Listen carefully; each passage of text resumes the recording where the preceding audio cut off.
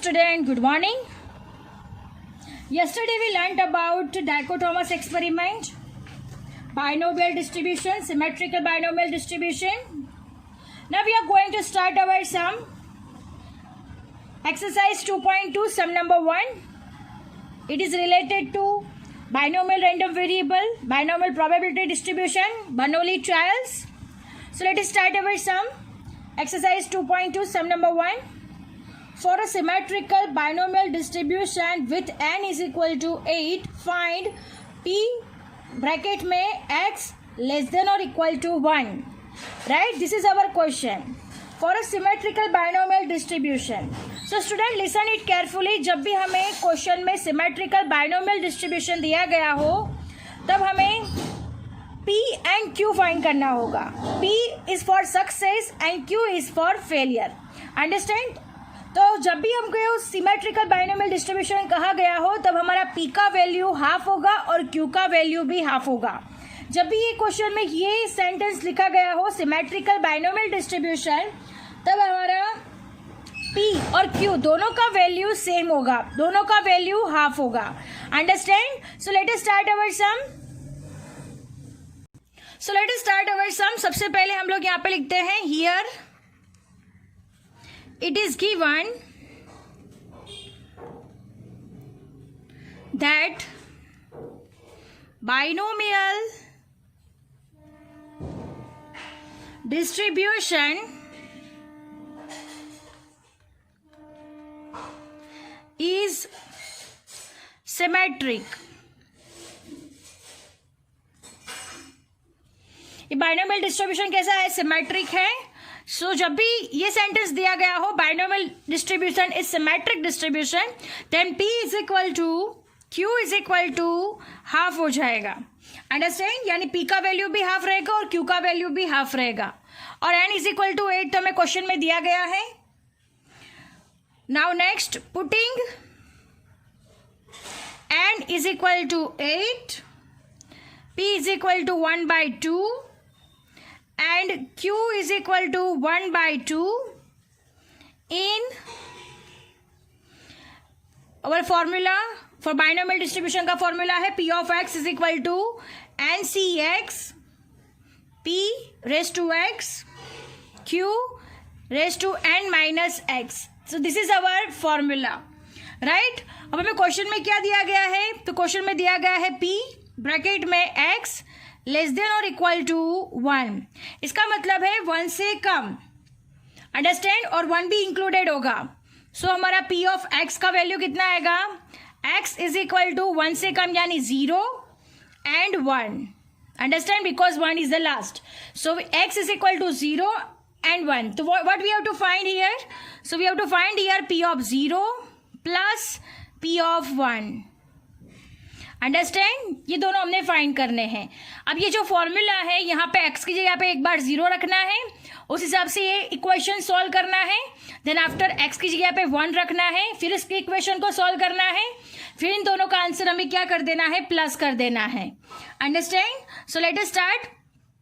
P of 0 रखते हैं सबसे पहले. n इज इक्वल टू 8 है तो so 8C0.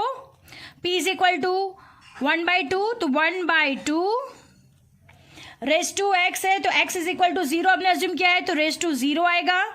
Then into 1/2 n minus x mean 8 minus 0. Understand? ये फर्स्ट स्टेप हो गया. अब नेक्स्ट प्लस करके अब x यहाँ पे 1 रखेंगे. अगेन NCX यानी 8C1 1/2 रेस टू x यानी 1 देन 1/2 8 माइनस 1. अंडरस्टैंड? ये स्टेप हमने रख दिया है. अब हम इसे सॉल्व करेंगे. तो कैसे सॉल्व करेंगे? So look at here student. 8C0 1 हो जाएगा. 1/2 raise to 0 also 1. 1/2 raise to 8. 8 में से 0 हो जाएगा तो 8 बचेगा. This is the bracket over. Then next 8C1 इसका मीनिंग 8 हो जाएगा into 1/2 raise to 1 1/2 1/2 raise to 8 minus 1 यानी 7 हो जाएगा. अब हम इसे सॉल्व करते हैं। 1 1 ज़ा 1, 1⁸ यानी 1 हो जाएगा। 2⁸ यानी 2 को 8 टाइम मल्टीप्लीकेशन करो तो आंसर कितना आएगा 256। तो 1/256 प्लस 8 इंटू 1 यानी 8 हो जाएगा। डिवाइड बाई 2, 2 इंटू 2 को 7 टाइम्स मल्टीप्लीकेशन करो तो कितना आएगा, 2 को 7 टाइम मल्टीप्लीकेशन करेंगे तो आएगा answer 128, right. Then next step 1/256 plus 8, 128 into 2, answer आएगा 256। दोनों के डिनोमिनेटर सेम है तो हम लोग प्लस कर सकते हैं। तो 8 + 1 9/256। So this is our answer. So हम यहाँ पे आंसर लिख देते हैं। हैंस P ब्रैकेट में x लेस देन और equal to 1 obtained is 9/256. Understand? This is our answer. So our sum is over here. I hope you understand it. Now moving to the next sum. Sum number 2. Sum number 2. Mean of binomial distribution is 5 and its variance is equal to the probability of success. Find the parameters of this distribution and hence find the probability of the event of getting none of the failure for this distribution. Student, we have to understand first what is the question. Mean of binomial distribution is 5. It means binomial distribution में mean को हम NP कहते हैं तो NP is equal to 5 हो जाएगा. And its variance is equal to the probability of success. Variance को हम NPQ कहते हैं तो NPQ is equal to probability of success. Probability of success को P कहा जाता है तो NPQ is equal to P. ये हमें क्वेश्चन में दिया हुआ है। अब हमें आगे क्या फाइंड करना है, find the parameter of this distribution and hence find the probability of the event of getting none of the failure for this distribution.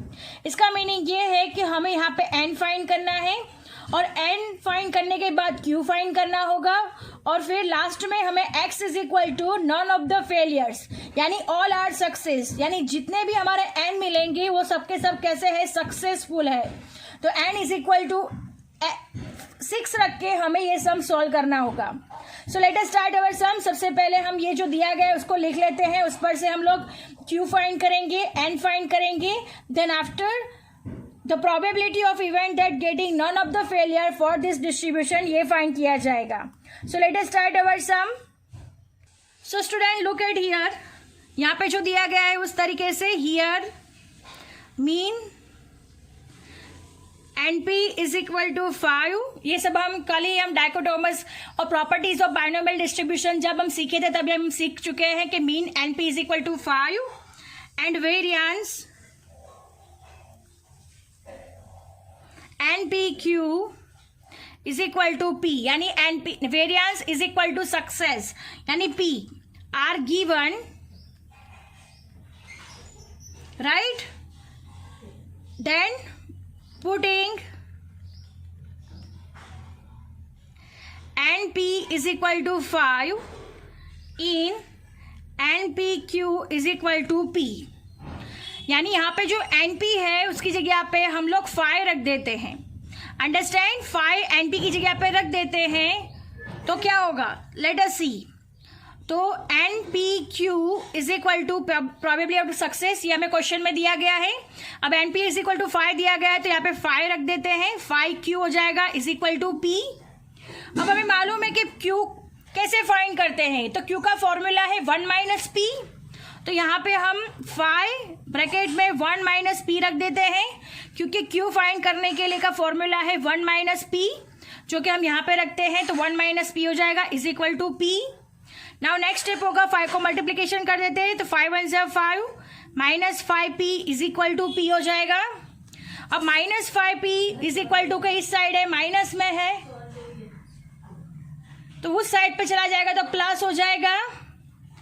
So 5 is equal to P plus 5P, so 5 is equal to 6P। So So now look at here student, 5p plus 1p यानी 6p हो जाएगा is equal to 5. So probability of success p is equal to 6 multiplication में है तो division में चला जाएगा, तो 5/6, तो p is equal to हमें मिल गया है 5/6. Understand, p is equal to 5/6 है, हम इसमें से q फाइंड कर सकते हैं और n भी फाइंड कर सकते हैं. तो n कैसे फाइंड करेंगे? So look at here student, n find करने के लिए हमें क्या करना होगा? Putting p is equal to 5/6 in np is equal to 5. np is equal to 5 में ऑलरेडी दिया हुआ है, जहां पे p का वैल्यू हम 5/6 रख देंगे, तो n into 5/6 is equal to 5. So n is equal to 5 into 6 upper side चला जाएगा, 5 डाउन साइड जाएगा, 5 कट हो जाएगा, तो हमारा लास्ट आंसर आएगा n इज इक्वल टू 6. सो हमने n फाइंड कर लिया है, p फाइंड कर लिया है, अब नेक्स्ट हमें q फाइंड करना है. सो q कैसे फाइंड करेंगे? तो q is equal to formula है हमारे पास 1 minus p. So 1 minus p, 1 minus 5/6,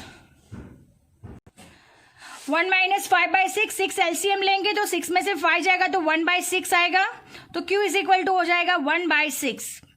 हमने तीन पैरामीटर फाइंड कर लिए हैं, p, q एंड n. अब नेक्स्ट हमें क्या कहा गया है?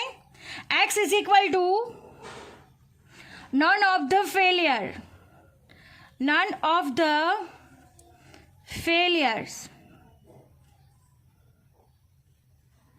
इसका मीनिंग क्या हो गया? नन ऑफ द फेलियर्स मतलब all successes.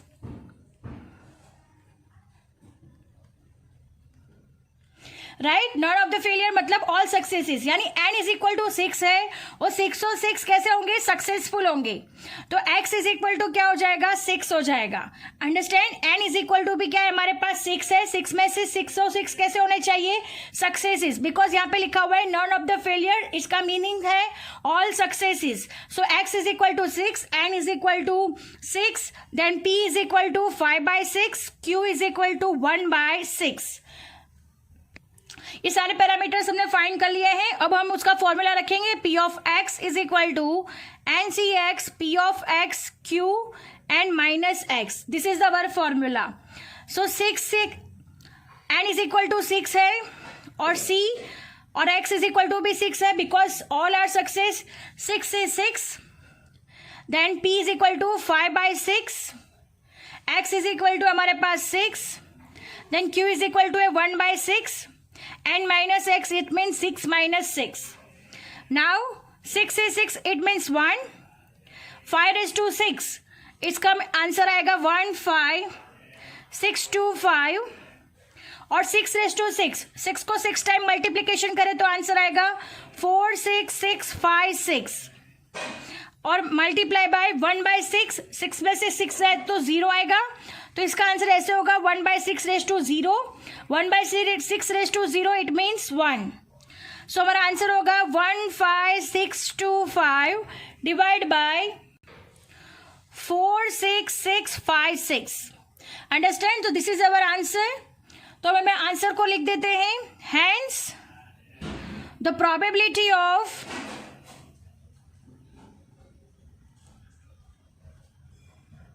Getting none of failures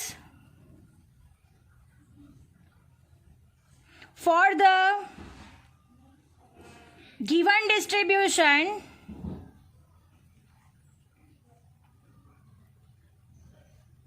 obtained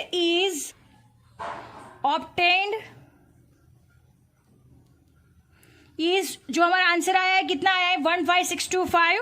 so write down यार 15625 divide by 46656. Understand, so this is our answer. So student, our sum is over here. I hope you understand it very well. Thank you students.